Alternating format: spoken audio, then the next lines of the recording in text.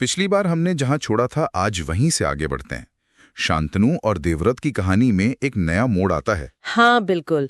राजा शांतनु के जीवन में प्रेम ने फिर दस्तक दी। यमुना किनारे की बात है ना? शिकार के दौरान जी। शांतनु शिकार पर थे और उन्हें एक बहुत ही मनमोहक सुगंध आई। अच्छा। हाँ, वो उस सुगंध का पीछा करते हुए पहुंचे सत्यवती के पास। तो मत्स्यगंधा भी कहते थे शायद उन्हें पहले। हाँ, क्योंकि उनके शरीर से मछली की गंध आती थी, पर बाद में वरदान से वो सुगंध में बदल गई, इतनी तीव्र कि उन्हें योजन गंधा कहा गया। मतलब 1 योजन दूर तक महक जाती थी। क्या बात है। और शांतनु तो बस देखते ही रह गए।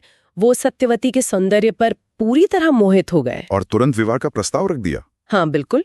ग्रंथों में लिखा है कि राजा काम पीड़ित थे, मतलब प्रेम में इतने आतुर थे कि उन्होंने फौरन सत्यवती से विवाह करने की इच्छा जताई। लेकिन मामला इतना सीधा नहीं था। सत्यवती के पिता थे निषादराज दशराज। हाँ, वो मछुआरों के सरदार थे और बहुत ही कह सकते हैं चतुर व्यक्ति थे, भविष्य का सोचने वाले। तो जब शांतनु ने सत्यवती का हाथ मांगा, उन्होंने हाँ नहीं कहा। उन्होंने सीधे मना नहीं किया, लेकिन एक शर्त रख दी, और वो शर्त वो बहुत बड़ी थी। क्या शर्त थी वो? निषादराज ने कहा कि ठीक है, विवाह हो सकता है, पर वचन देना होगा कि सत्यवती से जो पुत्र होगा वही हस्तिनापुर का अगला राजा बनेगा। ओहो, मतलब देवव्रत नहीं? हाँ, मतलब देवव्रत जो युवराज थे और हर तरह से योग्य थे, उन्हें सिंहासन नहीं मिलेगा, सत्यवती का बेटा ही राजा बनेगा। ये सुनकर तो शांतनु के पैरों तले जमीन खिसक गई होगी। बिल्कुल, वो एकदम हक्के बक्के रह गए। एक तरफ सत्यवती का प्रेम, उनका आकर्षण, और दूसरी तरफ अपने तेजस्वी पुत्र देवव्रत का अधिकार। बहुत बड़ी दुविधा थी ये तो।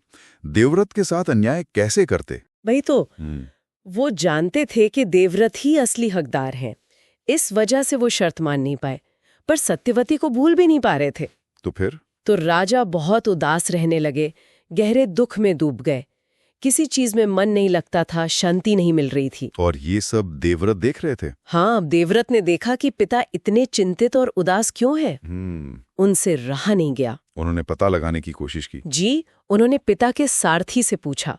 सारथी ने उन्हें पूरी बात बताई, सत्यवती के बारे में, निषादराज की शर्त के बारे में और पिता की दुविधा के बारे में। अच्छा। तो पिता के दुख का कारण जानकर देवव्रत ने क्या किया? देवव्रत का हृदय पिघल गया। उन्होंने तय किया कि वो खुद इस समस्या का हल निकालेंगे।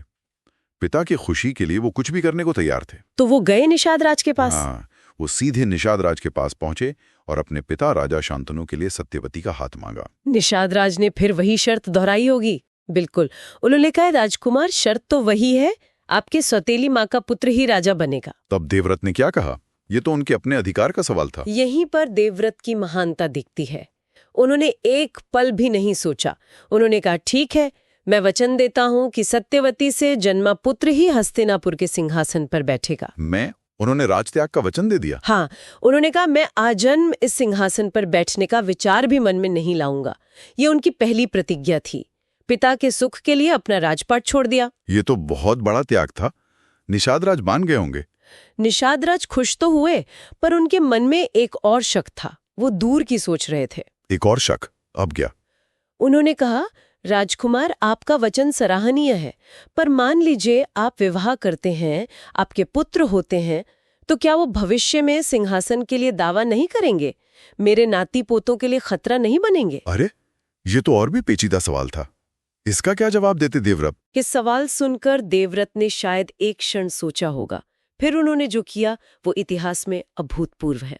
क्या क्या उन्होंने निषादराज के संदेह को जड़ से मिटाने के लिए उसी क्षण सभी उपस्थित लोगों के सामने एक और भी भीषण प्रतिज्ञा ली। दूसरी? हाँ, उन्होंने कहा, हे निषादराज, आपके संदेह को दूर करने के लिए मैं प्रतिज्ञा करता हूँ कि मैं आजीवन ब्रह्मचर्य का पालन करूंगा। क्या? आजीवन ब्रह्मचर्य?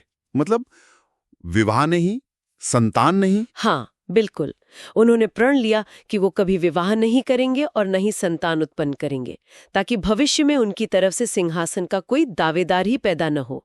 सत्यवती के संतान का मार्ग पूरी तरह निष्कंटक हो जाए। हे भगवान, ये तो अविश्वसनीय है, ऐसी प्रतिज्ञा। ये इतनी भीषण, इतनी कठोर प्रतिज्ञा थी कि कहते हैं उसी समय आकाश से देवता, गंधर्व, ऋषि सब चकित रह गए। आकाश से फूलों की वर्षा हुई और सबने एक स्वर में कहा, भीष्म भीष्म, मतलब जिसने भीषण प्रतिज्ञा ली हो। उसी दिन से देवव्रत का नाम भीष्म पड़ गया।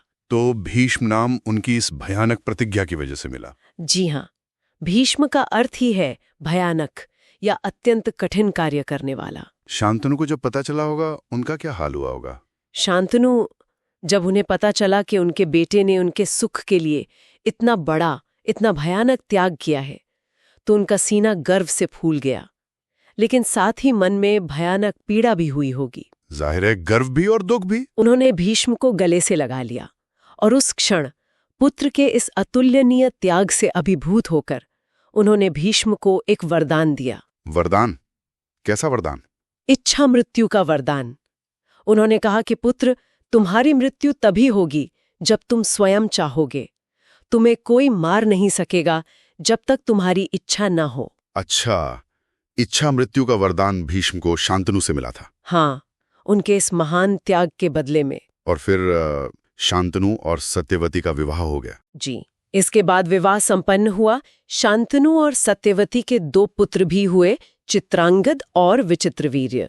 तो कुरुवंश तो आगे बढ़ा। हाँ, कुरुवंश आगे बढ़ा, लेकिन उसकी नींव में भीष्म के इस अभूतपूर्व त्याग की कहानी हमेशा के लिए जुड़ गई। लेकिन यहाँ कई सवाल भी उठते हैं, है ना? बिल्कुल उठते हैं। ये कहानी सोचने पर मजबूर करती है। जैसे, क्या शांतनु का सत्यवती के प्रति जो भाव था वो सच में गहरा प्रेम था, या सिर्फ एक तीव्र आकर्षण जिसके लिए इतना बड़ा बलिदान देना पड़ा? और निषाद राज की शर्त, क्या वो सही थी? क्या एक पिता का अपनी बेटी के भविष्य के लिए ऐसा सोचना गलत था, या उन्होंने स्थिति का फायदा उठाया? सही बात है। और सबसे बड़ा सवाल तो भीष्म के त्याग को लेकर है। क्या ये पितृभक्ति की पराकाष्ठा थी, या ये जरूरत से ज्यादा था? क्या ये आवश्यक था? या फिर इस त्याग ने अनजाने में ही कुरुवंश के भविष्य के लिए कुछ और मुश्किल परिस्थितियां पैदा कर दी? हाँ, ये नियति और पुरुषार्थ का भी एक अजीब खेल दिखाता है। भीष्म ने अपने पुरुषार्थ से, अपनी प्रतिज्ञा से अपनी मृत्यु को तो वश में कर लिया, इच्छा मृत्यु पाई, लेकिन क्या इसी पुरुषार्थ ने, इसी प्रतिज्ञा ने कुरुवंश की नियति को एक ऐसी दिशा में मोड़ दिया जिसकी कल्पना भीष्म ने भी नहीं की होगी? मतलब कर्मों के परिणाम वो कितने अप्रत्याशित हो सकते हैं। बिल्कुल। कभी कभी लगता है कि अत्यधिक त्याग या किसी एक सिद्धांत पर जरूरत से ज्यादा टिके रहना शायद संतुलन बिगाड़ देता है। उसके परिणाम दूरगामी और शायद अनचाहे भी हो सकते हैं। तो ये कहानी सिर्फ राजा रानी, वचन और त्याग की कहानी नहीं है। ये मानवीय भावनाओं की जटिलता, नैतिक उलझनों और हमारे निर्णयों के कितने गहरे और अनजान परिणाम हो सकते हैं, इसका एक आईना है। सही कहा। ये हमें प्रेम, कर्तव्य, वचन, त्याग, इन सब के असली मतलब पर सोचने को विवश करती है। और शायद श्रोताओं के लिए भी एक सवाल छोड़ जाती है ये कहानी। हाँ, बिल्कुल। ये सोचने वाली बात है कि क्या किसी एक व्यक्ति की खुशी या इच्छा के लिए अपने जीवन के शायद सबसे बड़े उद्देश्य, अपने पूरे भविष्य का त्याग कर देना, क्या ये हमेशा सही होता है? या फिर ऐसे जो चरम त्याग होते हैं वो कभी-कभी संतुलन बिगाड़कर कुछ ऐसे नतीजे भी ला सकते हैं जो हमने सोचे भी ना हो, शायद विनाशकारी भी। इस पर विचार किया जा सकता है।